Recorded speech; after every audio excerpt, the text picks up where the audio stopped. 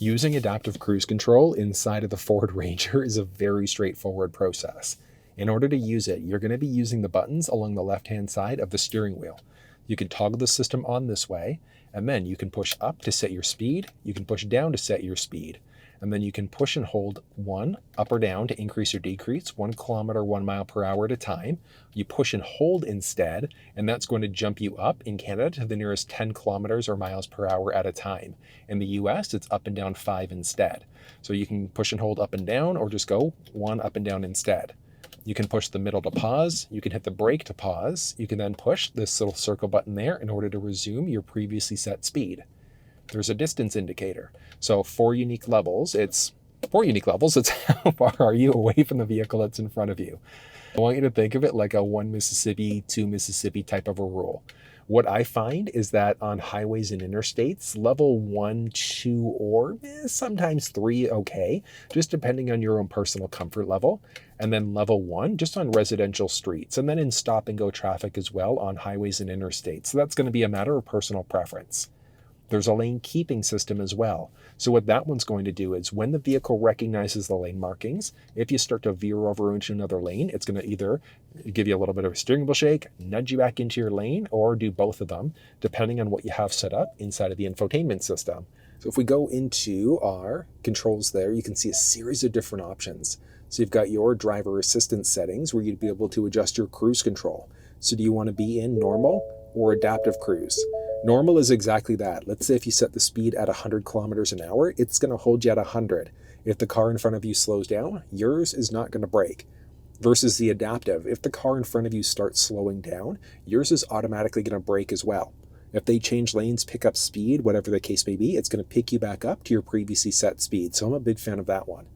Lane centering, with the adaptive cruise control on, it's going to keep you perfectly balanced in your lane. So it's not self-driving, it's not Ford's Blue Cruise system, but it's a nice way to kind of keep you perfectly balanced, just in case you lose focus for a second. Speed sign recognition, it's kind of an interesting one. There's also a tolerance level. So where that comes into play is, let's say if you're on a road with a 50 speed limit, and then it goes from 50 to 80, it's automatically going to increase your speed. If it goes from 80 to 50, it's going to decrease your speed. But that's based off of a tolerance level. Like, are you okay with going over or under the speed limit?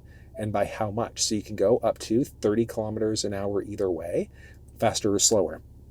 Not a fan of that one, but that's a matter of preference. Speed limit assist, you can get a speed warning as well. And then intelligent assist means that it can automatically lower your speed as necessary. There's also a speed limiter button on the steering wheel there as well, and that's going to limit you at whatever your current road speed is. From there, lane keeping system works 3 different ways. First one is going to be the alert. So if you start to veer over into a lane without signaling, it's going to shake the steering wheel, almost as if you're running over a rumble pavement or there's something wrong with your alignment. There's not, it's just that you're cutting into a lane without signaling.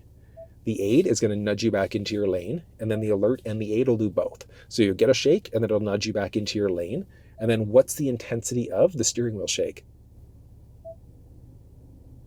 So you can just kind of see it going there. So it's very, very subtle, but that is available. So let's get that engine going again. And the adaptive cruise control system is now toggled on, but it's not going to be set just yet until we start driving here. All right, and here we go. And I'm on a 50 road right now, so I can just push up right now to start setting, and then push and hold up to jump. So I've now set it at 50 kilometers an hour. I can hit the middle button in order to pause. I can hit the resume button there instead. I could also hit the brake to pause if I wanted to, but we're cruising. Now what you're going to notice, if I start to veer over into another lane without signaling, there we go. So it nudges me back into the lane there.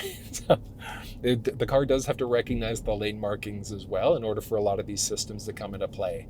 But we're rolling right now.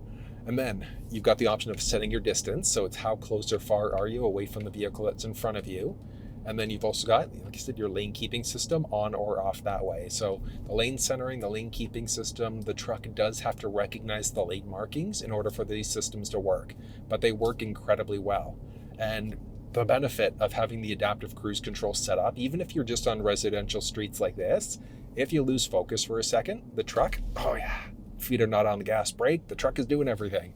the truck is automatically going to slow you down. So I tend to find in most cars that I drive now, I'm driving with the adaptive cruise control system going. You can hit the brake in order to pause it yourself if you want to, because I don't want to be an idiot ending up in the middle of the intersection like this guy in front of me, but we could resume the previously set speed again, which is 50 kilometers an hour. And it's obviously got me going slower than that just because there's traffic stuck right now. So it's going to take you right down to a full stop.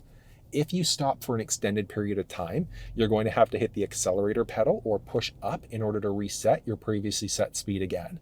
So it is pretty smart from that perspective, but that's how you use the adaptive cruise control system. It is a very straightforward and user-friendly process. I just want to come to a complete stop. I'm just creeping. Oh, there we go. 2, 1, and stop. There we go. And the cars weren't stopped long enough for it to worry, but like I said, eventually it will tell you after a few seconds that you're going to have to re-engage the system yourself. But it's controlling everything. It's controlling the gas, the brake, whatever the case may be. You can override the accelerator if you want to. So if you want to speed up faster yourself, you don't like how fast it's going, you can hit the gas pedal to start speeding up if you'd like to. If you hit the brake, that's going to cancel your cruise control out, and then you can just push up again in order to resume that previously set speed. But again, I've got it set at 50. The cars in front of me are stopped, so mine stopped as well. So we've got to push the middle button there in order to resume your previously set speed. And that's how it's done. It's relatively easy using the adaptive cruise control system inside of the Ford Ranger. But if you want a full walkthrough on the steering wheel buttons, the cluster, or the infotainment, you'll find those down in the description of this video.